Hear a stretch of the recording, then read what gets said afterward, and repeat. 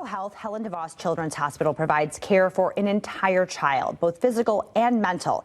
Here to tell us more about pediatric behavioral services offerings is Dr. Brittany Barber Garcia. Dr. Garcia, thanks so much for being with us. It's my pleasure. Good morning.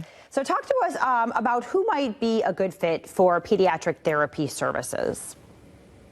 Yeah, thank you for asking. So at Helen DeVos Children's Hospital, we are really excited to be offering outpatient therapy and counseling services for children and adolescents who are facing any mental health challenge or behavioral concern, or maybe a chronic illness concern, who are ages 3 to 18 years old.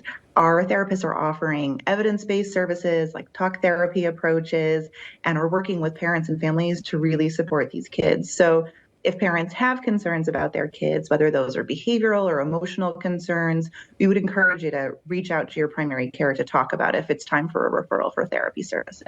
Okay, so you do need a referral from your primary care physician to access these services. Yes, absolutely. That's the quickest and most efficient way for us to know that you're looking for care. Perfect. Okay, so talk about different areas that you focus on. Yeah, so at Helen DeVos Children's Hospital, our behavioral medicine clinic is now providing psychotherapy services both by doctoral level psychologists as well as licensed masters of social work psychotherapists. Our psychologists focus on serving children with co-occurring medical and behavioral health diagnoses, which means that they're really able to take care of that whole child right at that one point of service and giving them those services kind of where they need them. And as I mentioned before, we recently added 2 LMSW psychotherapists to create really improved access for children who are experiencing any kind of mental health care concern. We're really excited that both of these therapists are what's called trauma-focused cognitive behavioral therapy certified, which means they can support the mental health care for children and adolescents with a variety of mental health concerns, including trauma. All right, perfect. And so talk a little bit about how pediatric care differs from care of an adult. What does it look like and what sets that apart?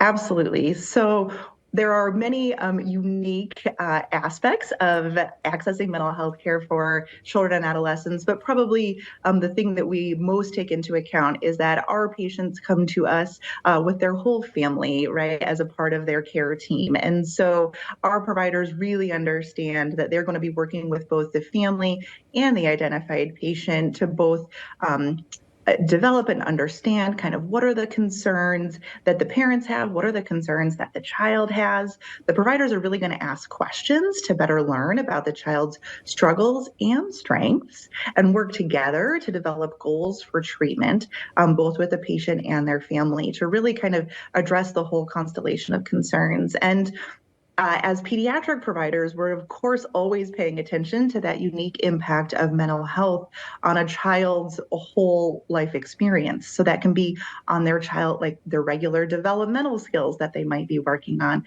That might be the impact on family life, how things are going with siblings and at home. Certainly asking questions and concerned about their academics. Are they making it to school? How is it going in terms of getting through schoolwork? And of course, their social environment and extracurricular activities. We want to understand how are various behavioral and mental health concerns impacting all of these areas of life and work with our patients and their families to best address those and help them return to their functioning. All right. And for parents out there, how would they know that this might be a time to go see their general care practitioner to get a referral? What are some signs and some things that they should be looking for? Absolutely. Yeah. So parents know their kids best. You know what your child's baseline is, what their normal behavior is. If you are seeing something that is making you concerned, whether maybe that's your child is acting out more or exhibiting more aggressive behaviors, or maybe your child is seeming to be more emotionally reactive than they have been in the past. Those are signs and symptoms that I'd be aware of. I would also encourage you to be aware of things that are maybe not as obvious in an outward way. So sometimes kids who are experiencing significant overwhelm or anxiety have a tendency to withdraw or pull back a little bit.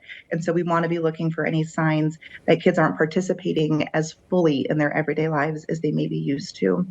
Of course, another thing to pay attention to is if you're hearing your child make any statements about being really overwhelmed. You want to make sure you're always having that open line of communication so that they can come talk to you about how they might be feeling, or if they're having any significant concerns about keeping themselves safe, if they're having any self-harm issues, of course, any suicidal thoughts. Please always reach out to Access Care in those situations. The last thing that I'll mention is that sometimes there can be signs of mental or emotional behavioral concerns that we don't always think of as those things. So sometimes recurrent stomach aches or headaches can sometimes be a sign, not always, but can sometimes be a sign of an underlying mental health concern, like an anxiety, or maybe increased stress in a various different situations. So we always want to pay attention to those things that may not always seem like mental health concerns, but can sometimes be an indication of something else going on. Wonderful. Dr. Garcia, that's such important information. We really appreciate your time. Of course, if parents are seeing any of those things, make an appointment with your pediatrician. You do need a referral, but you want to learn more about the Pediatric Behavioral Health at Spectrum or at Corewell Health. You can go to spectrumhealth.org for more information.